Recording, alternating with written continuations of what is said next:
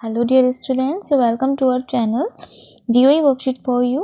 आशा करते हैं सभी बच्चे स्वस्थ होंगे और मन लगाकर पढ़ रहे होंगे। तो चलिए शुरू करते हैं हमारी आज की वर्कशीट। क्लास 5th के लिए आज हिंदी और ईवीएस 2 वर्कशीट है।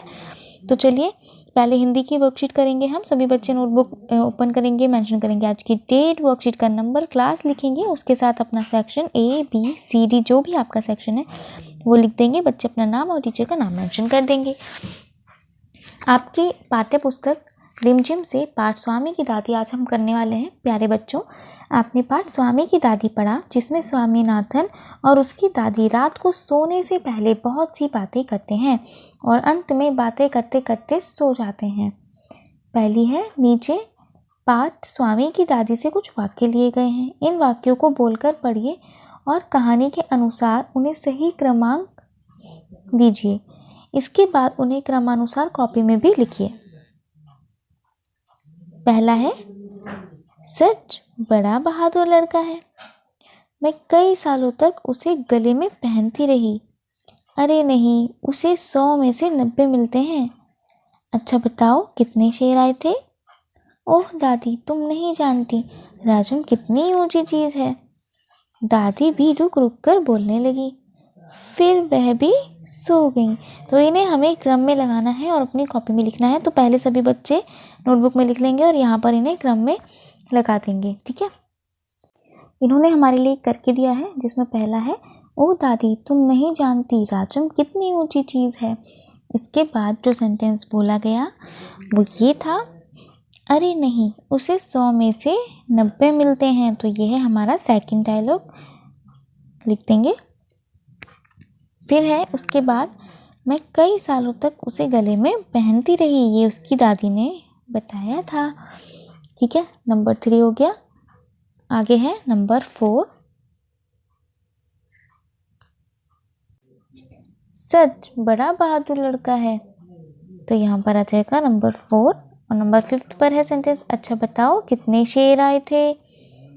तो ये है 5 पर, और दादी भी रुक रुक कर बोलने लगी, फिर वह भी सो गई। ठीक है, तो जब राजम अपने दोस्त के बारे में बातें कर रहा था तब दादी इसी तरह से सुन रही। हमने इन वाक्यों को क्रम में लगा दिया। दूसरा प्रश्न है, नीचे दिए गए शब्दों के अर्थ लिखकर उन शब्दों से वाक्य बनाइए। जैसे संदेह, संदेह का है शक।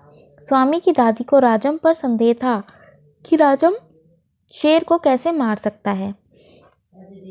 ठीक है, इस तरह कोई भी वाक्य आप बना सकते हैं। प्रसन्नता, प्रसन्नता मतलब खुशी।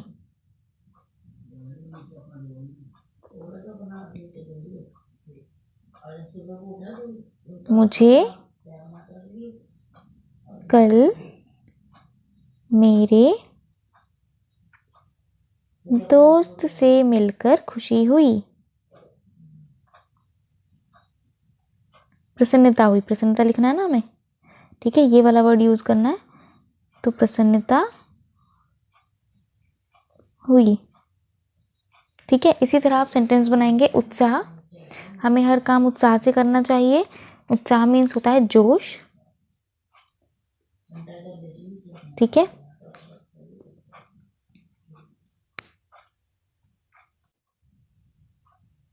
अधीर का लिखेंगे उतावला। ठीक है, इम्पेशेंट को बोलते हैं उतावला। ठीक है, एक्साइटेड होते हैं जिसे बोलते हैं अधीर होना। चकित, हैरान।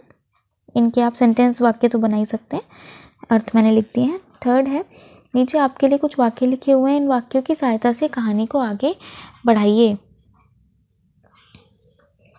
एक गांव में कृष्णा नाम का एक किसान रहता था।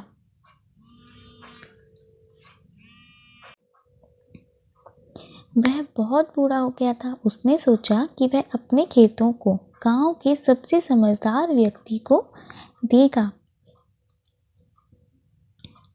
ठीक है, इसके बाद आपको कहानी को खुद से आगे बढ़ाना है। जैसे भी आपको समझ में आती है। जैसे यहाँ पर था कि वो अपने गाँव के समझदार व्यक्ति को देगा, तो आप ये बना सकते हैं कि इसके बाद उसने उस व्यक्ति को खोजना शुरू किया कि गांव का सबसे समझदार व्यक्ति कौन है। इसके लिए उसने कुछ लोगों की परीक्षा लेने की सोची, ठीक है, इस तरीके से या कुछ चुनौती देने की सोची। हम जो चाहे कहानी बनाना चाहते हैं आप यहाँ पर बनाइए अपनी सोच से और उसको यहाँ पर लिखकर टीचर के साथ शेयर कीजिए। अभिभावकों के लिए सुझाव है, बच्चों को घर के सभी सदस्यों का आदर करने, बुजुर्गों का विशेष ध्यान रखने व उनके साथ अधिक समय व्यतीत करने के लिए प्रेरित कीजिए। बड़ों के द्वारा सुनाई गई कहानियाँ व अनुभव बच्चों के लिए हमेशा प्रेरणादायक होते हैं। तो बच्चों, आपको कार्यपत्रिका कैसी लगी हमें ज़रूर बताइए। कोविड-19 के दौरान अपेक्षित व्यवहार, अपने हाथों को साबुन और पानी से नियमित रूप से धोएं। हिंदी की वर्कशीट में आज इतना ही, मिलते हैं अगली वर्कशीट के साथ। अभी हम चलते हैं जल्दी से ईवीएस वर्कशीट पर। ईवीएस की नोटबुक में बच्चे डेट मेंशन करेंगे, वर्कशीट का नंबर लिखेंगे, क्लास के साथ सेक्शन, बच्चे अपना नाम और टीचर का नाम मेंशन कर देंगे। प्यारे बच्चों, हमने apart from testing to digesting में स्वाद, कलिकाओं, टेस्ट बर्ड और हमारे शरीर में भोजन के पाचन के बारे में चर्चा की। आज हम इन सभी विषयों से संबंधित कार्यपत्रिकाओं की पुनरावृत्ति करेंगे, यानी कि रिवीजन करनी है। पहला प्रश्न है, नीचे कुछ प्रश्न विकल्प के साथ दिए गए हैं, सही विकल्प को चुनकर उत्तर अपनी कॉपी में लिखिए। किस व्यंजन का स्वाद पता लगाने के लिए हम प्रयोग करते हैं किसी व्यंजन का स्वाद पता लगाने के लिए हम प्रयोग करते हैं किसका? नाक का, आंखों का या जीभ का? स्वाद तो हम जीभ से पता लगाते हैं, तो जीभ का। अपचित भोजन को शरीर से बाहर किसके द्वारा निकाल दिया जाता है? वो होता है मल द्वार। किसके द्वारा भोजन पेट में जाता है? ग्रास नली, तो ग्रास नली इसका आंसर है। निम्नलिखित में से किसे हम उसकी गंध से नहीं पहचान सकते? वो है पानी। किसी व्यंजन का स्वाद पता करने में हमारी मदद करती हैं स्वाद कलिकाएं। ठीक है, तो ये कॉपी में कर लेंगे सभी बच्चे। सेकंड प्रश्न है, नीचे दिए गए प्रश्नों के उत्तर अपनी कॉपी में लिखिए। पाचन तंत्र में बड़ी आंत का कार्य अपनी कॉपी में लिखिए। तो इसका आंसर आप लिख देंगे यहाँ से। पाचन तंत्र में बड़ी आंत क्या करती है? पानी को अवशोषित करती है। तो यहाँ के बाद लिख देंगे आप, पानी को अवशोषित करती है।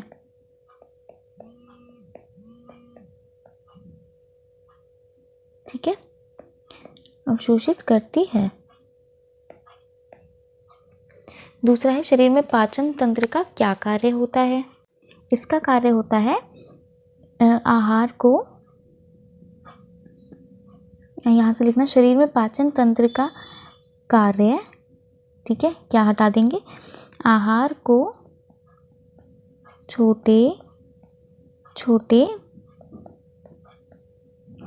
अणुओं में बदलना है।